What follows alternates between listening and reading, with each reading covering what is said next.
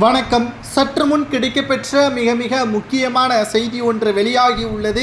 செந்தில் பாலாஜி வழக்கில் திடீர் திருப்பம், எப்படி அமைச்சராக பொறுப்பேற்கலாம்? தலைமை நீதிபதிகள் கேட்ட ஒவ்வொரு கேள்விகளும் தற்பொழுது செந்தில் பாலாஜியின் வழக்கறிஞர் தலையில் விழுந்த மிகப்பெரிய ஒரு இடி. அமலாக்கத்துறை வழக்கறிஞர் செந்தில்குமார் அவர்கள் உடனடியாக செந்தில் பாலாஜியின் ஜாமீனை ரத்து செய்ய வேண்டும் என்று நீதிபதியிடம் மனு ஒன்றை கொடுத்துள்ளார்.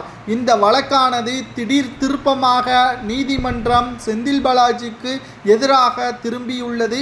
எப்ப வேண்டுமானாலும் கைது செய்யப்படலாம் என்பதற்கேற்ப நீதிமன்ற விவாதங்கள் நடைபெற்றுள்ளது என்பதை நம்மால் பார்க்க முடிகிறது. குறிப்பாக சட்டத்திற்கு விரோதமாக பண பரிவர்த்தனை செய்த செந்தில் பாலாஜி அவர்கள் கடந்த ஆண்டு ஜூன் மாதம் 14ஆம் தேதி கைது செய்யப்பட்டார்.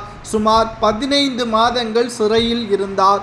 மேலும் அவரது உடல்நிலையை கருத்தில் கொண்டும் அவருக்கு ஏற்பட்டுள்ள உடல்நிலை பாதிப்பால் அவருக்கு அவசர சிகிச்சை மேற்கொள்ள வேண்டும். ஆகையால் நிபந்தனையின் அடிப்படையில் அவருக்கு ஜாமீனை வழங்குங்கள் என்று நீதிமன்றத்தில் மன்றாடி கேட்டதன் காரணமாகத்தான் நீதிமன்றம் அவருக்கு பல்வேறு நிபந்தனைகளுடன் ஜாமீனும் வழங்கப்பட்டது.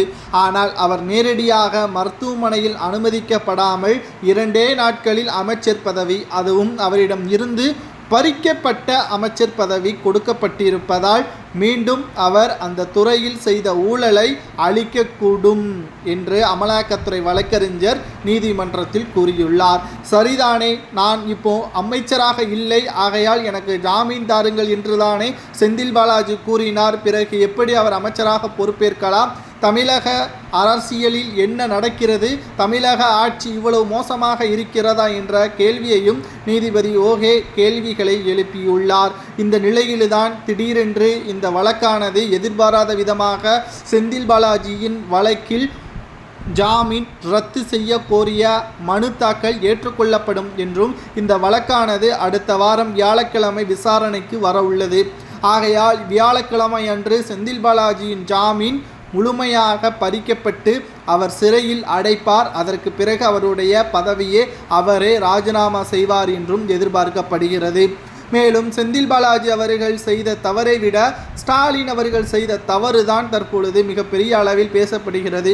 ஒரு குற்றவாளி ஜாமீனில் வெளிவந்தால் அவருக்கு சலுகைகள் கொடுத்து அமைச்சராக பொறுப்பேற்று அவரை அதிகாரத்தில் வைக்கக்கூடிய பொறுப்பு எப்படி ஸ்டாலினுக்கு இருக்கிறது? இவர் முதல்வராக இருப்பதற்கு தகுதியானவரா என்ற கேள்வியே இங்கு எழுப்பப்படுகிறது என்றும் நீதிமன்றம் கேள்விகளை முன்வைத்துள்ளது. இதனால் ஸ்டாலின் கதை முடியும் என்றும் எதிர்பார்க்கப்படுகிறது.